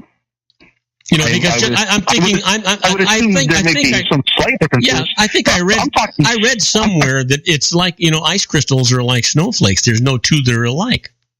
well, there may be no two alike, but they're all going to be, you know, kind of similar, and, you know, they may all look really beautiful under a microscope or something like that. Yeah. But these are ones that if you look at this, and it's not like a bucket of ice, it's just maybe like an ice drop. They actually look at the crystals under a microscope. These are small crystals, but, you know, if you use the word love or the word beauty or something, the crystal forms a very beautiful crystal. Looks so something that would, you know, look nice as almost a piece of art that you would hang from a, you know, like a wind chime or something. But if you use the word, you know, hate or ugly or you're a jerk or something on there, it forms this ice crystal that is ugly. That's interesting. I think you know what? That'd be interesting to put to a test. Yeah. I would love to. I'm assuming there's got to be a way to do it. You know. Well, wait a minute. It's 76 degrees where you are. It's 75. It was 79 where I am today. You hang an ice crystal on a wind chime. It's not going to last very long. Yeah, well, no, exactly, but no, it's not. But, you know, and so I don't know the scientific methods behind this. I haven't really researched it, but I've seen enough of it. I read enough about it. But you know, I don't know if they use a deep freezer, if they use a walk-in freezer, and everything's on a shelf. You know, if it's devoid of light and sound, so that, you know, because sound will obviously affect it as well. Okay. You know, so is it in the sound? You know, I don't know the exact details of all that, but you know, I assume it's not something they just stick out on their porch in the middle of winter in North Dakota. But which wouldn't take long to freeze, I can tell you from personal experience. Yeah. But this, you know, this Dr. Emoto, like I said, he's the one that pioneered it, and lots of people have done it since, and they've been able to replicate this over and over. So it's not something that one guy tried once and wrote a paper about it or a book, and everyone went, "Ooh, this is awesome! Look at how different they are." They actually have been able to repeat this process. It's you know, as you know, research goes, it needs to be duplicatable, and what he has done is duplicatable. And so, you know, the point of all this is, if a word written, and it could be a picture too. They did it with pictures. They did it with a lot of things. They used music. They used things that were exposed to, you know, like different water from different water sources to see how they froze, because they got different mineral deposits or whatever in them. But they would put a picture. They would take water and they would put a picture in there, a picture of something nice, like a dolphin, or a picture of something horrible, like, you know, I don't know, maybe Charles Manson or whatever. So are you saying that the energy of the person who wrote the word or put the picture there is what dictated how that ice crystal was going to form? Yes, that's the theory behind it, is the energy put into that, is that energy stays with the object. And so that takes us back. That takes us back to this positive mental attitude thing, right? Right. So did you know that if I ever wake up in the morning and I don't have some aches and pains because of how old I am, then I know I'm dead. Right? Well, because I know it's going to be a good morning when I wake up. I look outside and I'm looking down at the grass instead of up at it. Yeah, exactly. Yeah, that's a good attitude to have. You know, it's like, hey, you know, every day is a good day. Now, you know, I say, I haven't said this in a long time, but it used to be the thing I'd say all the time is, as long as I'm upright and above ground, like, you know, it's a good day. Yep. And so, but you know, I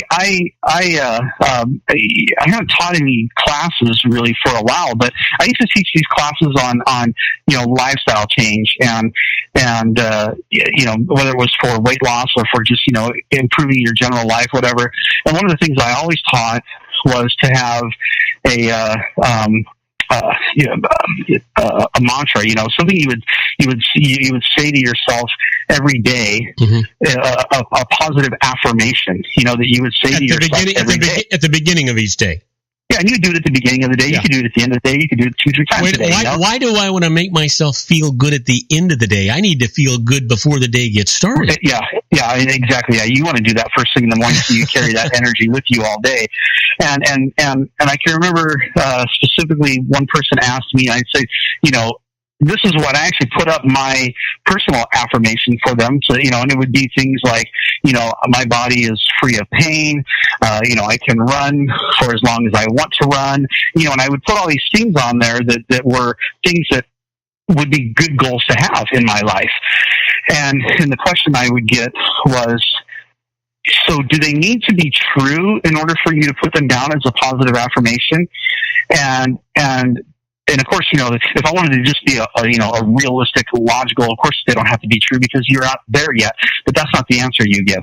The answer is they need to be true to what you want for your life, because the more you tell yourself something, the more you start to believe it. And our bodies are very interesting in the way they respond to truth. We, as human beings, the vast majority of us anyway, would rather be almost anything than to be a liar. And so, I believe that. I mean, you want to start a fight, walk up to the guy and go, dude, you're a liar, man. Yeah. You know, like that's one of the biggest insults you can give almost, anybody, right? Yeah. And so if I say to myself, let's say I'm trying to lose weight and I'm obese, and I look in the mirror and I go, gosh, man, look at me, I'm so fat and I'm so lazy, I'm never going to be able to lose this weight, right? Well, let's say all of a sudden I start eating salads and I start doing these things and I start losing weight and I start getting down to my ideal weight where I want to be, but I'm still telling myself these things that I'm fat and I'm lazy. The body will find a way to destroy itself, to sabotage itself so that you stop losing weight, because in your brain you're going, dude, you're a liar. And as long as you keep losing weight, you're going to be a liar.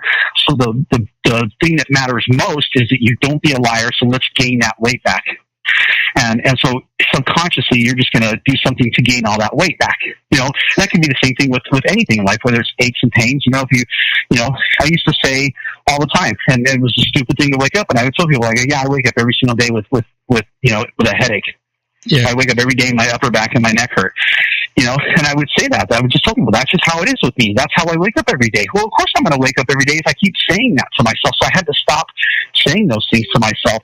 Well, when I was with the Revlon Corporation, I did an experiment one time just to see if it would work, because I've always believed in positive mental attitude and the control that it has not only over you but over the people around you as well. Which is why when you and I usually do a conclusion here, I've got my own little spiel that's always about a positive mental attitude. And the thing is that I found that when I was going to see some big buyer, I had some big presentation I had to make to a high level guy. If I walked in with a smile on my face and a good word and my hand out to shake his hand, I created an atmosphere that was conducive to success. And I'd start my morning off picturing that, rehearsing that in my own mind, making sure that that's what happened. And 9 times out of 10, that's exactly what happened. One time, I can remember that the buyer thought, he just had this straight face. He had a reputation for being a tough nut.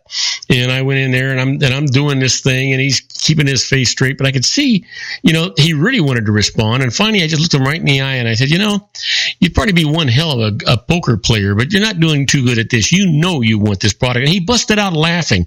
And that was the beginning of success, because I got him to get into his own mood, get his own positive mental attitude going. The truth is, sometimes you got to make these people, you've got to make their day positive, not just yours. Right. And that's, spot on. I'm a big fan of Tony Robbins, and I always assume that everybody knows who Tony Robbins is, but it's amazing that I talk to a lot of people, especially here in Southern California, where he lives right down the street here. Mm-hmm. But he's Tony Robbins or Anthony Robbins. He's this big. A lot of people call him a motivational speaker, but he likes to refer to himself as a life coach. And he's one of these guys. You go to his events, and you just feel like you could move boulders and flip trucks over with your bare hands when you're done, because he just has this way of empowering people. But he's if you want to coach with him, he does one-on-one coaching now, and it's a cool straight up. He likes round numbers. Apparently, it's a cool $1 million a year to coach with him one-on-one personally for a year program. But so I've not yet gotten to that point where I've been able to coach with him one-on-one. But you haven't done that with him twice. You haven't done that twice yet? Well, yeah. I mean, after the first 3 times, I couldn't afford it anymore. But he was talking about how he coached Andre Agassi. And remember, Andre Agassi was the top of the world. He was the best. Yeah. And then he crashed. He went from first place down to 120 or something. He was horrible, right? And a lot of people blamed it on his marriage with Brooke Shields and whatever the reason was. It doesn't really matter. And he said, what Tony Robbins was talking about, he said, he goes, I brought Andre Agassi in. He goes, I had 2 video clips. And the first one was when he had won, I can't remember which match it was, but when he won the world championship, and Wimbledon or whatever it was. And then the next one was where he lost a match, when he was on his way spiraling down. And he goes, you could see the body language was completely different. He walked out on the one where he won. He just walked out with this like he knew he was in charge. And so he shows this to Andre Agassi. He says, remember this day? And he said, Andre just smiled, because he said, that was a great memory because he was top of the world. He says, what were you thinking when you walked out on the court that day? And he said, whatever the competitor's name was, he goes, my thought was, why did this guy even show up? Because he doesn't stand a chance. This is a guy who's one of the best in the world. And he's looking at him like, dude doesn't even stand a chance. That mental state of mind, right? Yep. So of course he's going to win with that kind of mentality. Well, a couple of years later, when he's spiraling down, he shows him this video clip. He says, what were you thinking there? He's thinking, he goes, no, I was thinking about all my problems. I was thinking about this. He goes, I can remember that day. And he goes, I was thinking, I'm not ready for this. And of course, if you walk out to a world championship in that state of mind, look what happens to Tiger Woods. Yep. I mean, that guy got, whether you like the way he got it or not, he got a lot of positive affirmation in his life from a whole lot of women. But he was on top of the world. Especially his wife with that driver. Right, yeah. Well, that's what caused him to spiral down was when he got caught. Yep. But I mean, think about it. I'm not saying that this is ethically or morally right, but this is a guy who had, I don't know how many affairs he had. He had a lot of them. But imagine, you go around and everywhere you go, you got these women that are like, you're the most amazing. You're the greatest thing ever. You're awesome. You're the best. He's being fed this, whether, obviously his wife didn't appreciate the method, but it worked for him, and he was the best in the world. And as soon as that was taken away from him, he needed to find an outlet maybe that was a little bit more in line with, when he went to Las Vegas, he was like a little kid in a candy store. Oh, yeah, exactly. But the point is, when your mental state is, I am the best, and you don't stand a chance, then, it's like the little chihuahua that takes the bone away from the Great Dane. It's all attitude. Yep. It happens. And, there was a... You ever heard the term, do you really want to take me on? You really want to go against me? Are you sure? Yeah. Doesn't that kind of set it up right at the start? Yeah, exactly. Yeah, that's a technique with, especially when you look at people who are fighters, people who are competitive on stage against other people, especially one-on-one. But even like in football, there's a lot of trash talking, and that's important for the game because if you can get into the mind of your opponents and get him to doubt just a little bit, you won. Okay, you got 1 minute to do a wrap on this thing. Well, man, I've had a really cool little experiment that was done probably almost 100 years ago, but it's going to take more than a minute. I'll give you more than a minute. I want to hear it. Okay, so there was a physician. I'll get this down as quickly as possible. A physician made a pair of refractive lenses, and when you put them on, it flipped everything you looked at upside down. Okay, and so you would walk around. You'd have to learn that how to navigate through things with the floor looking like it's up there, and the chandelier looking like it's down on the floor. And what he found was that if you took them off, of course, your mind would correct, back to normal. But if you left them on long enough, and I think it was like a week and a half, like around 9 or 10 days or something like that, if you kept them on constantly all the time, your brain knew, because we're, again, going back to talking about truth, the things that you've known your whole life, the chandeliers on the ceiling, the coffee tables on the floor, while you're wearing this refractive lens that physically takes the picture and flips it upside down, your brain finds a way to take that picture and flip it back over. So while you're wearing these refractive lenses, you can walk around and everything looks upright. And it was something that he didn't expect. He was just doing a social experiment to see what would happen if were in a disorienting environment for an extended period of time. What would happen? Well, what he found out was the brain knows the truth and the reality of your situation, and it knows what's up and what's down, and all it had to do was give it enough time, and it will flip that image back over. And once he took the refractive lenses off, everything went upside down again, but it corrected much quicker after that. And so the point of that is, if something is true for you in your life, and you tell yourself enough, I'm a healthy person, I'm a smart person, I'm a handsome person, I'm whatever, your body is going to manifest itself into what that is, because the body always wants to to lend itself towards truth. It wants to go into where truth is and away from false. Well, I believe that. And you know what? God, what a great show this has been today. I hope that Sally enjoyed it, and I hope that Sandy enjoyed it, and I know that I enjoyed it. And whoever Susie is, we got to make sure she enjoyed it too. I don't know who she is. But. I didn't say Susie. I said Sally, and I said Sandy. You did a good job. All right. So listen, John. You didn't catch it, did you? You didn't catch it, did you? Yeah. Okay. I should have said Willie. Anyway, you go out, have a great evening, have a wonderful weekend. Go out and make everybody's life better because you're in it, buddy. All right, same to you, brother. I appreciate it. I had a great time, and I will talk to you Tuesday. Sounds great. Now, for the rest of you folks that are listening, stand by because we're going to have the birthdays for the day, the secret daily teaching for your life, your Harvard business tip of the day, and interesting but useless facts. And I'll give you all of that right after these brief messages. We've got some good stuff coming up. Don't go away. If you want to increase your client base and sales, then consider this, the Relationship Building Network at RBN. Given the current economic conditions and challenges, we all need to work smarter, make smarter decisions, invest our hard-earned dollars where it'll yield the best return for our investment. Many business professionals claim that the most effective networking group in Orange County is RBN. No other networking group or organization can offer what RBN offers. Make every year your best year. Join RBN and start reaping the benefits today. You know, nearly 3,000 businesses have joined RBN and experienced those benefits. Why join RBN? It's one group. It's one membership. It's no renewals. It's all through Orange County. RBN is a freestyle networking group. No mandatory attendance, no restrictions, no rules, and no penalties. Call them at 949-830-5776 or go to their website at rbninfo.com. That's 949-830-5776. If you've ever dreamed of having your own business to make your life secure, you know Water's Edge Wineries might be just the ticket. In 2004, their founder, Ken Lineberger, created the first winery franchise in California. It was a new concept with all of the functionality of a traditional winery, but without the vineyards. They purchase high-quality grape must from one of the largest winemaking companies in the world. Then they craft each wine carefully and bottle it right at their location. The winery was built to satisfy consumer demand for wine by the bottle and by the glass, but still kept the element of allowing customers to bottle their own custom vintage.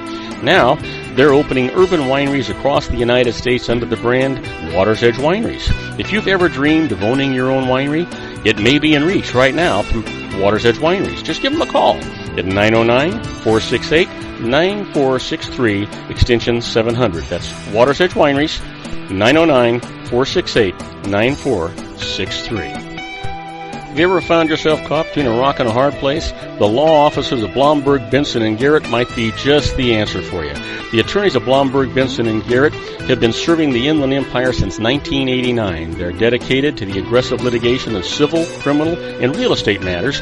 Over the years, they have recovered tens of millions of dollars for their clients. The firm's practice specializes in litigation of personal injury, accident, slip and fall, real estate, and criminal law cases. The firm provides clients with the care, accuracy, and dedication of experienced attorneys. Blomberg, Benson, and Garrett is located at 10300 4th Street, Suite 150 in Rancho Cucamonga, California. They've been providing the Inland Empire residents with outstanding legal services for over 25 years.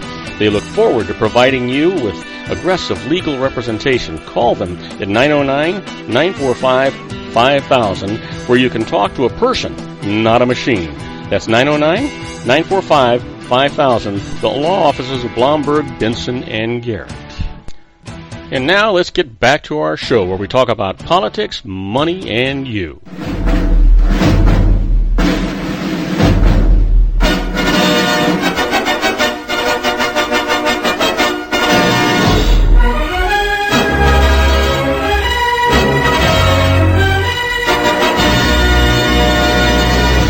And I am Robert Cardoza. You're listening to Robert Cardoza live on the street at the intersection of business and politics. We're at 4:42 p.m. Pacific time, currently 75 degrees here in the heart of the Inland Empire in sunny Southern California. If you're listening to us on our global syndicate and you happen to be in, well, let's see, how about, you know what, I think I got them all covered here. Madrid, Spain, that's where I was talking about.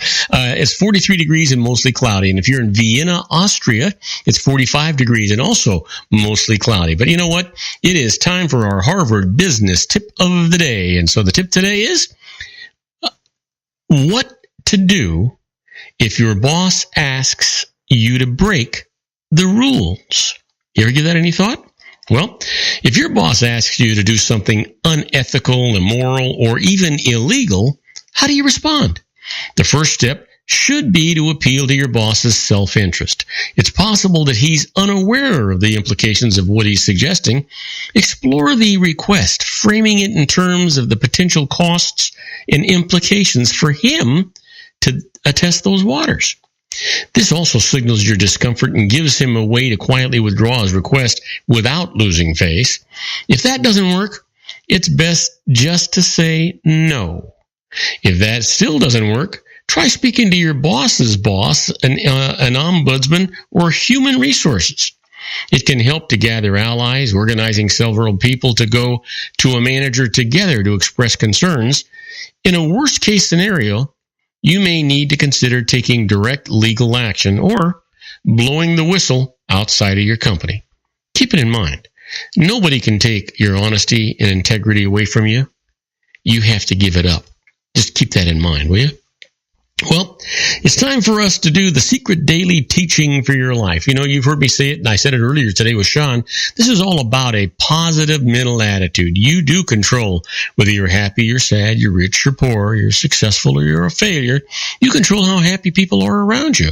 So let me give you the secret for today. It comes from Charles Hannell, who was actually born in 1886 and passed away in 1949. And he says, it's the combination of thought and love which forms the irresistible force of the law of attraction. Keep that in mind. That's all about a positive mental attitude. Always has been, always will be. Now, you know what today is. Sure you do. It's Thursday, and it's March the 10th, and it's somebody's birthday.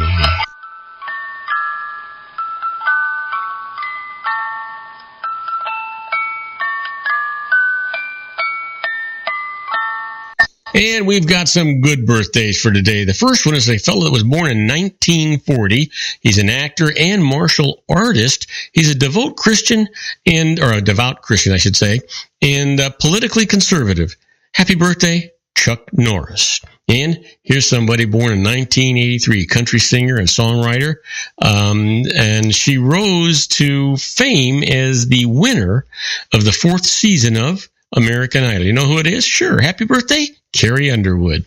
And, boy, here's a gal born in 1958, an actress famous in Basic Instinct that was done in 1992. Happy birthday to Sharon Stone. And finally, born in 1971, a suave ad exec, Don Draper on AMC's hit Mad Men. Happy birthday, John Hamm. Well, let's talk about what happened today in history on March the 10th, 1876. Alexander Graham Bell makes the first successful telephone call by saying, Mr. Watson, come here. I want to see you. And in 1880, members of the Salvation Army land in the United States and begin operations. That was in 1880. I didn't realize that they weren't formed in the United States. And in the year 2000, the NASDAQ Composite Stock Market Index peaks at 5,132.52, signaling the beginning of the end of the dot-com boom. Now, we're at 16,000 now, so 3 times. Give that some thought. Well, our quote for today comes from Josh Billings, and Josh says, one of the rarest things that a man ever does is to do the best he can. Now, that's profound. And it's also probably true, right? Absolutely. Well, let's talk about those interesting but useless facts. We've got a number of them. Did you know stewardesses is the longest word that is typed with only the left hand? Give it a try. Stewardesses. And, you know, HAL in 2001 Space Odyssey got his name from the producers of the film. HAL are letters before IBM. H comes before I, A comes before B, and L comes before M. HAL. There you go.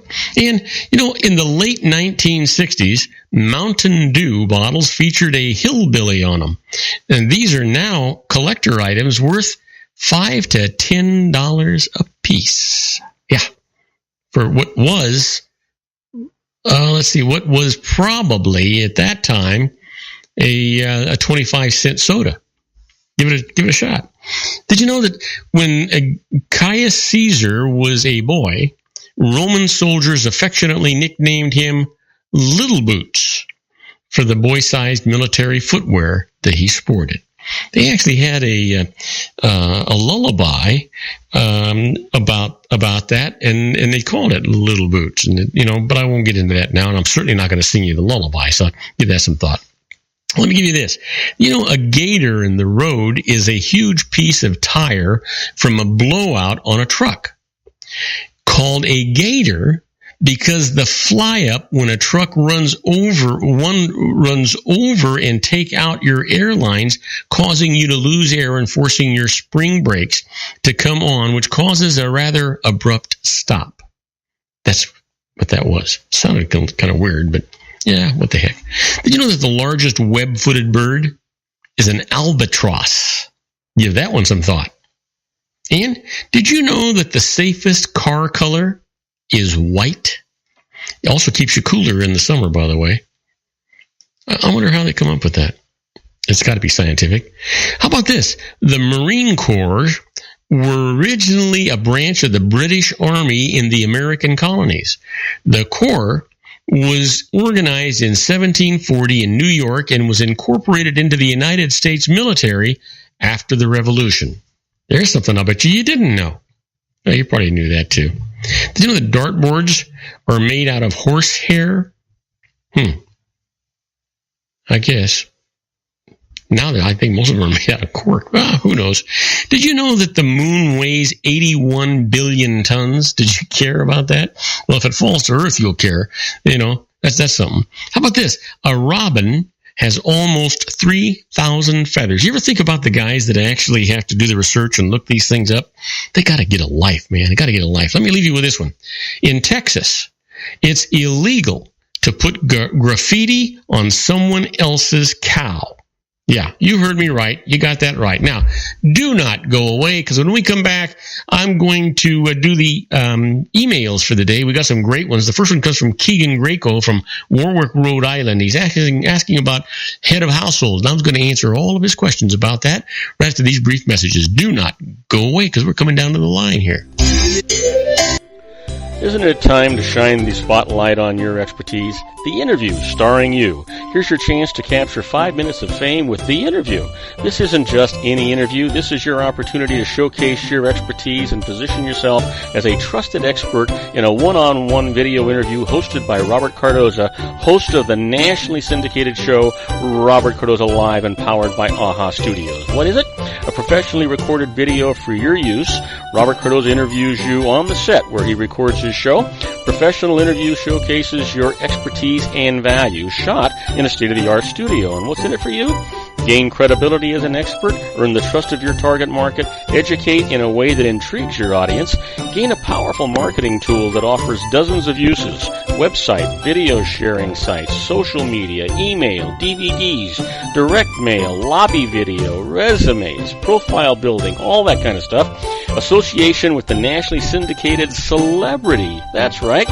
And let's talk about AHA Studios. AHA is a strategic marketing firm that leverages the powerful in visual persuasion to help your business create powerful messages that connect with your target market. AHA ventures way beyond strategy, delivering the marketing collateral you need to start driving a new business through your doors. AHA has a full-service, in-house, state-of-the-art production studio to bring your messages to life using video. Discover how to make The Interview work for you. Call 949-831-2222. That's 949-831-2222. AHA Image Studios Incorporated. Dr. Stephen Tidwell, Gentle Family Dentistry in a caring, personalized environment. Here at Dr. Tidwell's office, we are dedicated to helping you keep your teeth healthy. We are a state-of-the-art dental practice that still believes in traditional values, such as excellent customer service and individual attention.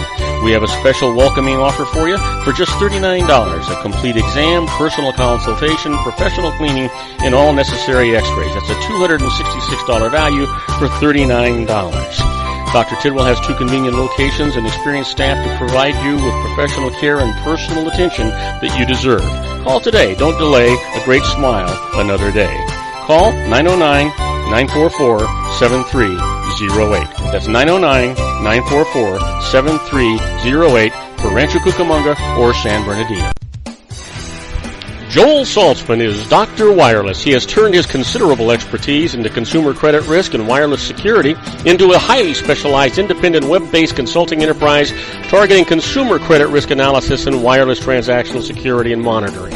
He works as a wireless analyst, veteran independent agent, and consumer liaison for most wireless telecom carriers and equipment manufacturers.